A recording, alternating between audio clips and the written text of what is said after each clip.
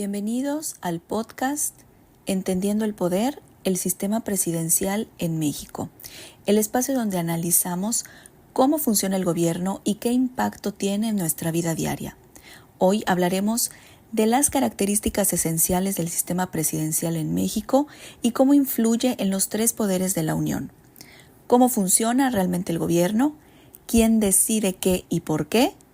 Acompáñanos para descubrirlo. Para empezar, ¿qué significa que México tenga un sistema presidencial? A diferencia de otros modelos como el parlamentario, aquí el presidente es tanto jefe de Estado como jefe de gobierno, es decir, representa al país en el exterior y dirige la administración pública interna. ¿Pero qué implica esto en la práctica? Veámoslo más a fondo. Un sistema presidencial, como el que tiene México, implica que el presidente de la República cumple funciones tanto de jefe de Estado como de jefe de gobierno. Esto significa que el presidente no solo representa al país en el ámbito internacional, sino que también ejerce el poder ejecutivo dentro del país, tomando decisiones clave sobre la administración pública, la política interna y el funcionamiento del gobierno. En la práctica, un sistema presidencial tiene varias implicaciones importantes. Primero, centralización del poder ejecutivo.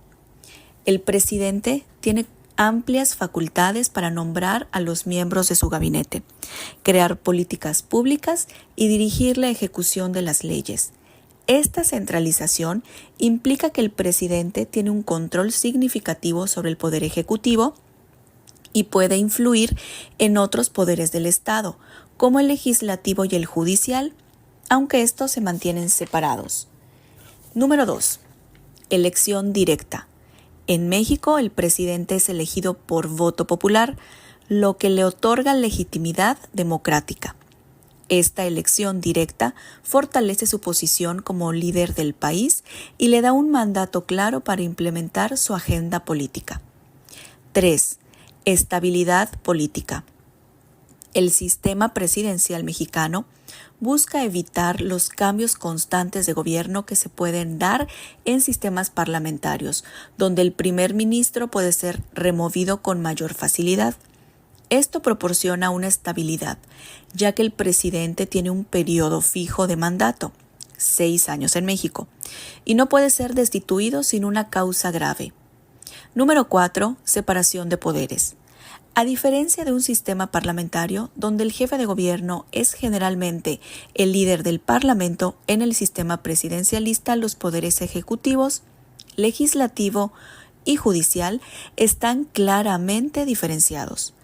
Esto implica que el presidente no forma parte del Congreso y no puede influir directamente en las decisiones legislativas, aunque puede vetar leyes o proponer iniciativas. Número 5. Riesgo de concentración de poder. Si bien la separación de poderes debería garantizar un sistema de controles y equilibrios, el modelo presidencial también puede llevar una concentración excesiva de poder en el presidente. En situaciones donde el presidente tiene un apoyo sólido en el Congreso y el sistema judicial es débil. Podría existir una tendencia a la centralización del poder, lo que afecta a la democracia y el sistema de pesos y contrapesos.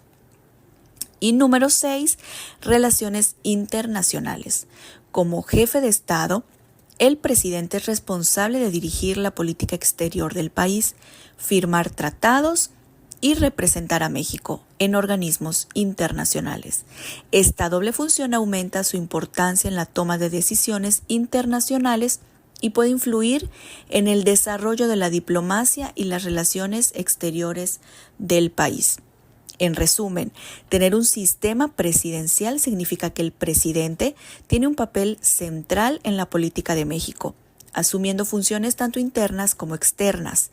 Aunque este sistema promueve estabilidad y claridad en la toma de decisiones, también plantea desafíos relacionados con el equilibrio de poderes y la concentración del poder ejecutivo. El poder no se concentra solo en el presidente, aunque a veces puede parecerlo. En realidad, se divide en 3 grandes pilares conocidos como los poderes de la Unión: el Ejecutivo, el Legislativo y el Judicial. Vamos a desglosarlos. Poder Ejecutivo. El presidente encabeza este poder. Su función principal es gobernar y administrar los recursos del país. Además, propone leyes, dirige la política exterior y es comandante de las Fuerzas Armadas. Pero no puede hacer todo esto solo. Al menos, no debería. Siguiente, el Poder Legislativo. Aquí entran en acción el Congreso de la Unión, compuesto por la Cámara de Diputados y el Senado. Su trabajo es crear y modificar leyes, aprobar el presupuesto y vigilar al Ejecutivo. Es un contrapeso fundamental para que el presidente no actúe de manera autoritaria. Y por último, el Poder Judicial. La Suprema Corte de Justicia y los tribunales garantizan que las leyes se cumplan y protejan los derechos humanos.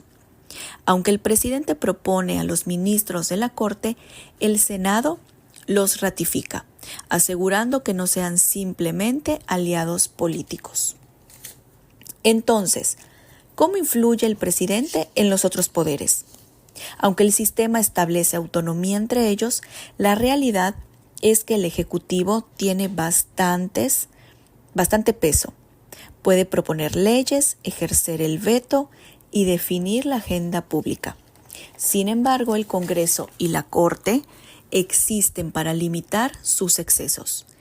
Esta dinámica es clave para mantener la democracia y la función pública, enfocada en el bienestar social y el respeto a los derechos humanos.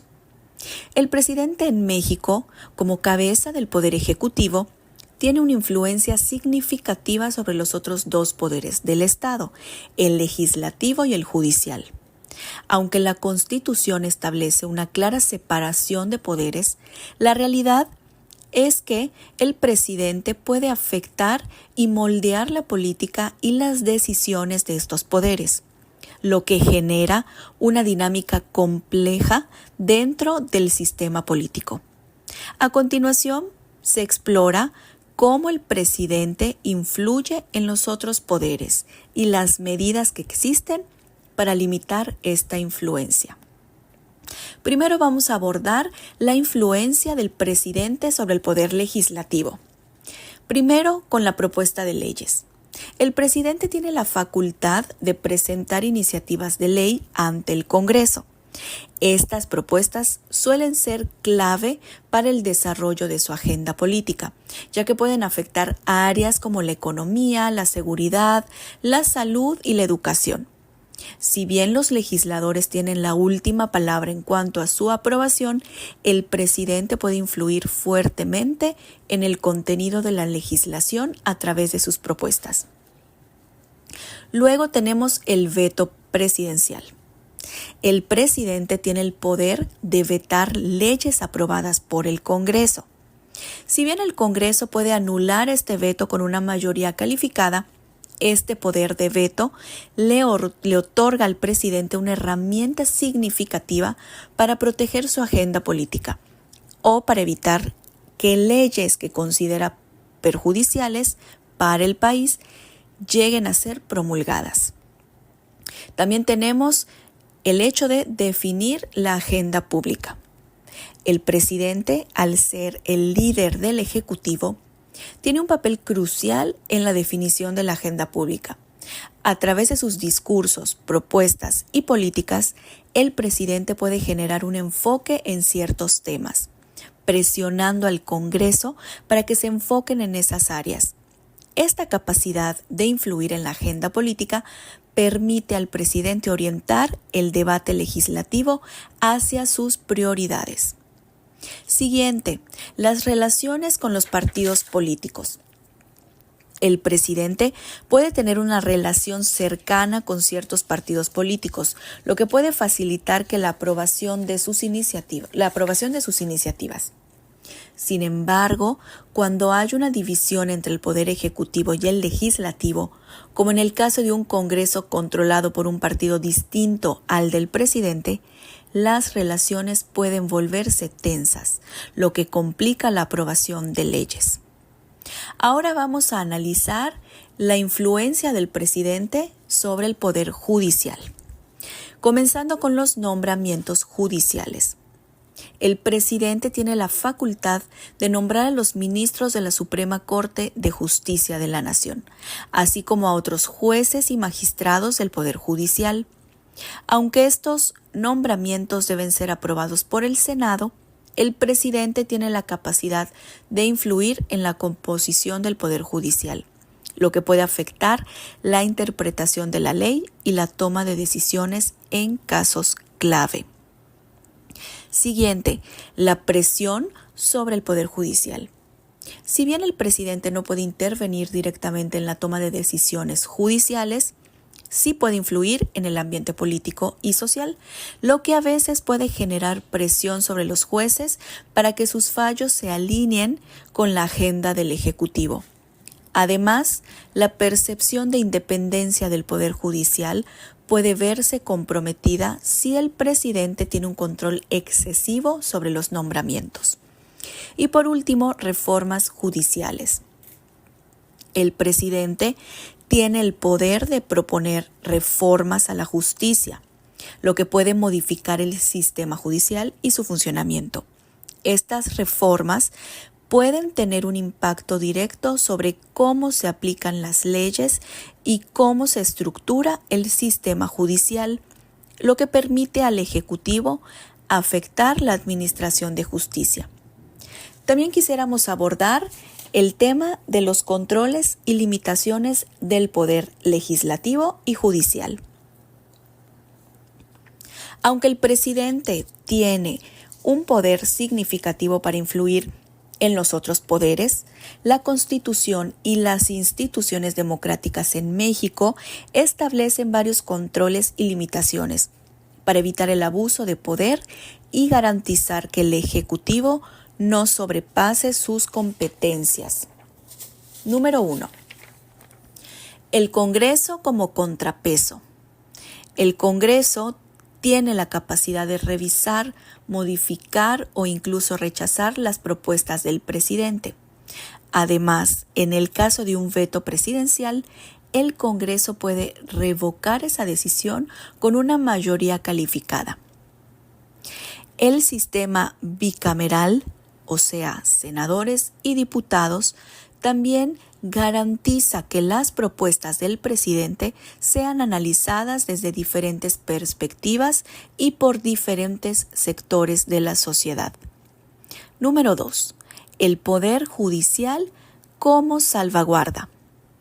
El Poder Judicial tiene la responsabilidad de revisar la constitucionalidad de las leyes y actos del Ejecutivo.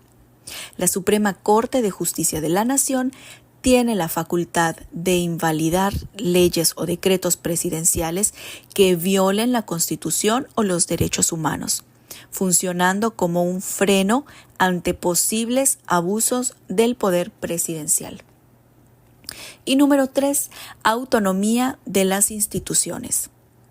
Aunque el presidente tiene influencia en la política pública, las instituciones autónomas como el INE, Instituto Nacional Electoral, y el INAI, o sea, el Instituto Nacional de Transparencia, Acceso a la Información y Protección de Datos Personales, así como la CNDH, o sea, la Comisión Nacional de los Derechos Humanos, actúan como contrapesos adicionales para garantizar que el gobierno respete los derechos de los ciudadanos y mantenga la transparencia.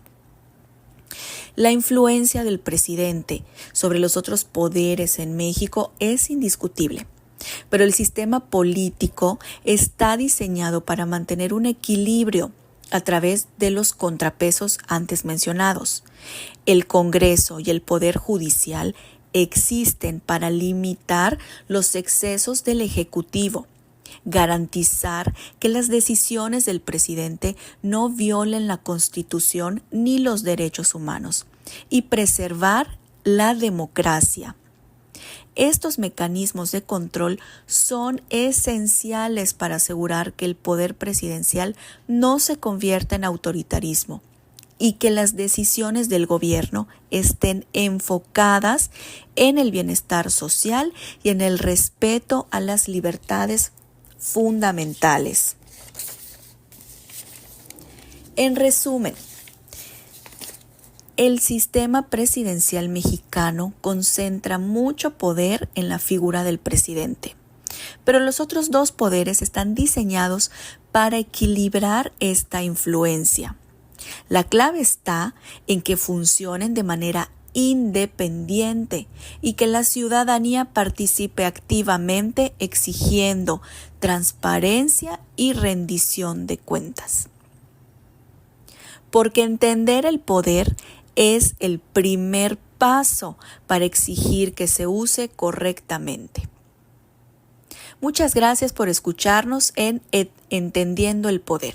Nos vemos en el próximo episodio.